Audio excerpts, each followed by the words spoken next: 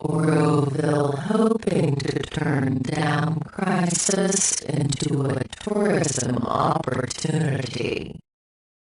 It was just a week ago that the city in the shadow of America's tallest dam was in a state of crisis. The town of 19,000 had been evacuated, along with dozens of other towns downstream, amid concerns the emergency spillway at the OROVILLE Dam might collapse, causing a massive flood. Now, the crisis has eased, and the residents of OROVILLE are beginning to mull over how to move forward as the camera crews begin to depart and the national spotlight moves elsewhere. Not far from the main drag through OROVILLE, a dozen local business owners and city officials faced each other in a hotel lunchroom Tuesday. They sought to begin developing an advertising campaign to transform a barrage of negative images and news reports about frantic efforts to prevent catastrophic flooding into a lucrative tourist attraction, albeit after the Feather River Basin's rainy season ends in April. That won't be easy, acknowledged Janet Dawson-Frazier, a local tour guide for the California Department of Water Resources, which operates the dam. I'm getting calls from people as far away as San Diego and San Jose who thinks the dam is failing. It is not, Dawson-Frazier said. The problem is with its damaged spillways.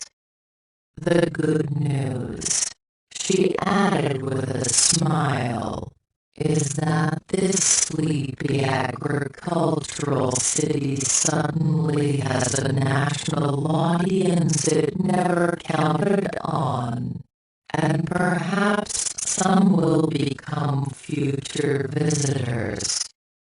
For inspiration, the group looks to the newest hotspot in town, the Lake OROVILLE Visitors Center, which features a museum, a gift store, and a 47-foot tall tower with panoramic views of the commotion at the site.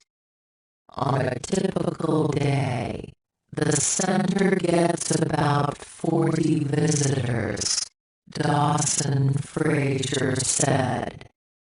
Right now, we're seeing 1,200 to 1,300 visitors a day, and they all want a closer look at what they've been hearing about on the news. People who only a few weeks ago never knew we existed now know our name and where we're located on a map, she said.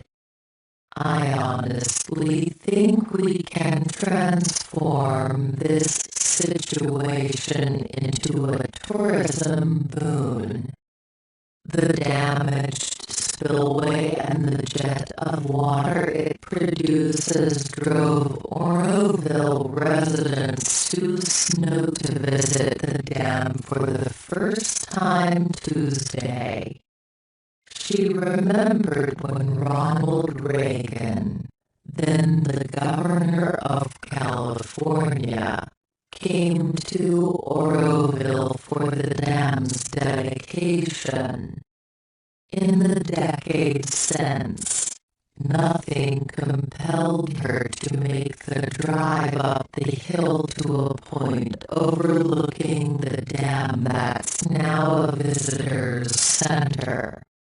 If someone had said this would happen, I wouldn't have believed them, said Snow, who visited with fellow resident Charlie Galsted.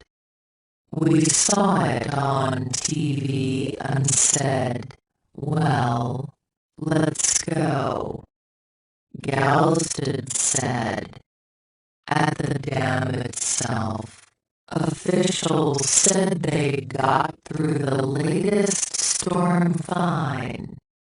Residents were allowed back into their homes last week, and officials say they believe the situation has stabilized. With the heaviest surge from a week of storms over, state water officials said Tuesday they were again considering shutting off the flow to Oroville Dam's eroded main spillway to assess damage to the site and bring a nearby power plant back online. For 3 days, a pair of cranes on floating barges downriver from the power plant has been waiting for a chance to go to work. But state officials said they need calmer waters at the foot of the eroded spillway, which has been roaring and frothing for 2 weeks as engineers allowed water to flow out at millions of gallons a minute to lower the lake. Bill Groyle, acting director of the DWR, said at a news conference Tuesday that the water flow into the lake peaked that morning and had since begun slowing. He said this gives engineers a chance to temporarily close the main spillway and get their clearest look yet at the 3,000-foot-long concrete structures damaged without fears the reservoir will exceed capacity. Estimates have put repairs of the spillway at $100 million or more, but Groyle said it's too early to tell. Do we repair what we have? Do we replace what we have? Do we build the spillway somewhere else? All options are on the table, said Groyle, who declined to provide a timetable for the spillway shut-off. The main spillway rapidly eroded 2 weeks ago amid heavy storms and forced a shut-off.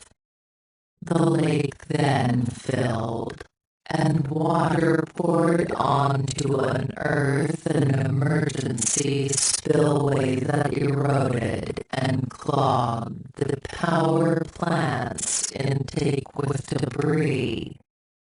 The emergency forced engineers to reopen the main spillway to lower the lake level, knowing it would further damage the structure.